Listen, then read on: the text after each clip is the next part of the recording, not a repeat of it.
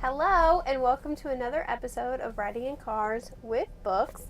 I'm Jaclyn. And I'm Phillip. And today we're going to be discussing The Silence of Our Friends. This is written by Mark Long and Jim Demonakos. I don't know. And art by Nate Powell. It is based on a true story, but I would say there are some fictionalized bits included, but I'm going to call it nonfiction. Sure. In 1960s Texas, a white family from a notoriously racist neighborhood and a black family from its poorest ward cross Houston's color line, overcoming humiliation, degradation, I didn't say that right, and violence to win the freedom of 5 black college students unjustly charged with the murder of a policeman. The Silence of Our Friends draws from the childhood of Mark Long, who, with co-author Jim, has created a powerful portrait of a volatile moment in U.S. history. So, again, Mark Long is the son of this character here. So it's based on his childhood and the story of his dad and his friend. It's based on what he remembers. Yeah. And I'm sure there's some other parts to it. Well, because some of it is story told hand out. Anyways, keep going. That's what it says on the back. Yeah. But Nate Powell's art in this, always wonderful. I thought it fit the story really, really well. Just his art style in general. Well, I mean, and he also drew March, so it kind of Fits the same vibe. fits the same vibe of this story. So. But, so yeah, what are the characters' names? What's Mark's dad's name? I don't remember. It's too late now. Keep talking.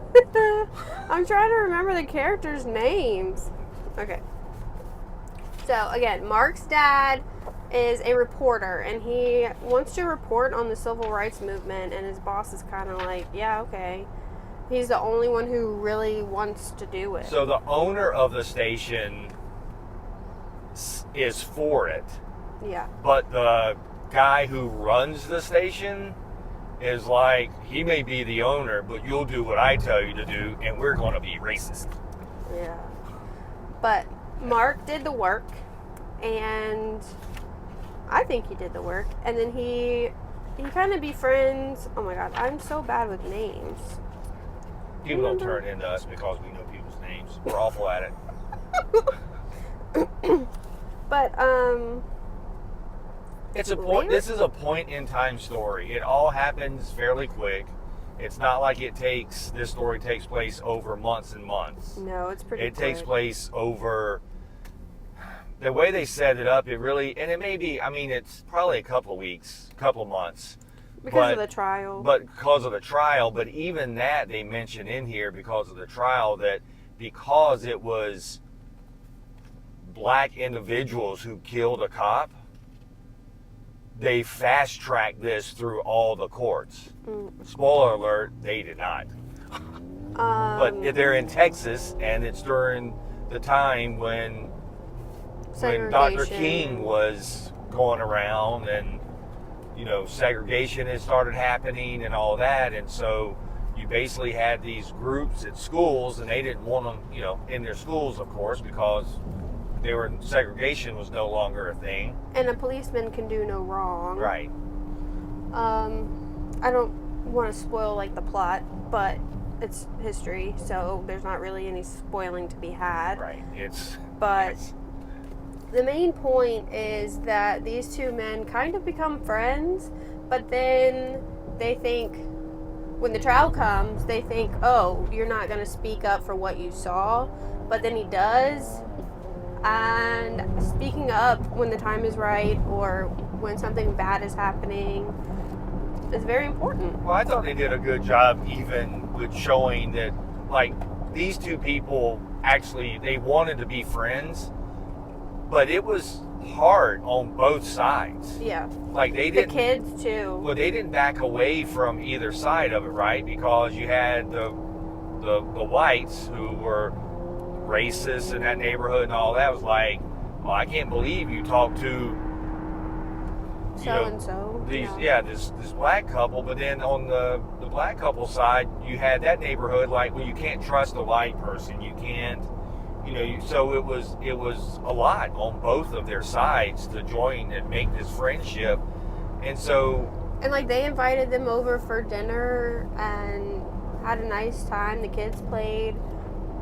I feel like that alone showed, like, as the back says, breaking the color line and trying to. Well, it was progress. It was progress during this time. So. But the court case is a big turning point in the story, and when he finally speaks, the reporter is like, filming his story or whatever, and he's like, well, actually, this is what I saw. So, and then the teenagers at the college, were they teenagers or just college students? They're just college students. They didn't go into their age, so. Like them not getting. And there was a lot of protesting and like sit-ins or like blocking streets because things happen. So it delves into that, but I think they do a good job.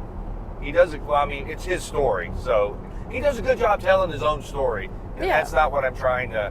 What I'm trying to get across is I think he seems to get both sides of the story. To get both sides of the story for what he's trying to tell. Yeah. I think he did a really good job in that aspect, from a sense of to show how his dad, right? Like his dad was what his dad was going through, and he didn't say things like his dad had a drinking problem, but there were signs, right? Yeah, like there was a part where he was like, you have alcohol on your breath. I'm not going to believe your testimony. Yeah, so there's pieces of where he didn't come out and say it, but he showed it. So if you pay attention to the art, like even at the beginning, right, there's a few panels where nothing is said, but it shows his dad reaching into a glove box and taking out his whiskey flask before he goes and all that. So, well, I imagine he was having an interpersonal conflict as well, dealing with this. And once again, this story was a short period of time, so Yeah. I also think, why did they leave where they left? Why did they leave that city and come to this city? Mm-hmm. So there's probably a lot to that story, too. Yeah, they just moved, right? Right, they had just moved into this town, so... There's a lot. There's a lot in this story. I forgot what I was going to say, though. Sorry. I mean, you already mentioned, it's just like a moment in time. Oh, they're also protesting against the Vietnam War. So that's going on at the same time as everything else. I feel like that's what the college students were protesting, right? Vietnam. Yeah, there was lots of different protests, though. So it was, yeah. I love the scene of when the families are having dinner and they're listening to music. They kind of bond over the same music. Right. They're like, oh, we have a lot in common. We like the same music. So that was really cool. And the kids playing games. Like they were playing Kick the Can. So, anyways. I thought it was a very important story, as all of the nonfiction that Nate Powell has been a part of has been. I agree. March, Run. Hopefully they continue the Run series, because I really enjoyed it. I don't really know what else to say. I mean, it was a good story. If you want to learn how segregation affected areas during that time, not just in your area, but like this is in Texas. But how things looked, honestly, it probably looked a lot like this everywhere. This was just this point in time in Texas because that's where they were at. Yeah. So. And seeing the unfairness of policemen and the court system. Right. It was just another puzzle piece for everything that they had to go through. I don't necessarily know I don't necessarily know you could say in this book that the court system was unfair. Oh, no, but the fact that they got there. The fact that they got there is one thing, but that wasn't the court system. That was the police so basically one of the points of this is the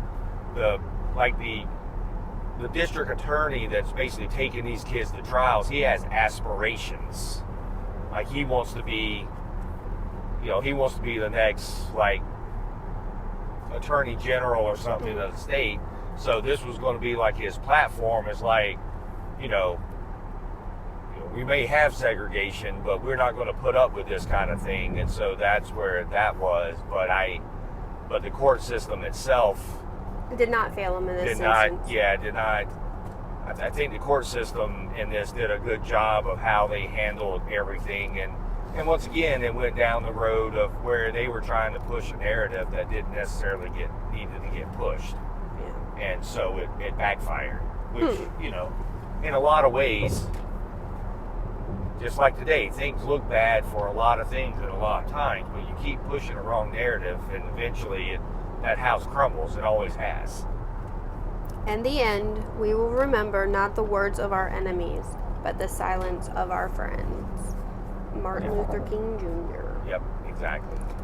And that's very important. It is. It is very important. I love the book. I highly recommend it. The Silence of Our Friends by Mark Long and Jim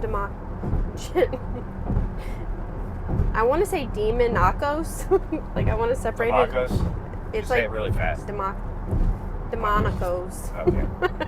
And Nate Powell. Sorry for saying your name wrong. I can say Nate Powell. I got that one. And Mark Long. Anyways, this book came out. It came out a while ago, didn't it? It did.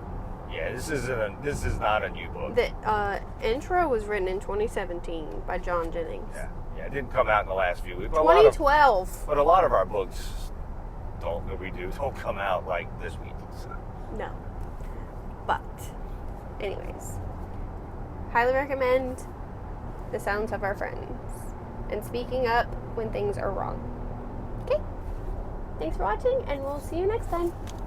Bye. Bye.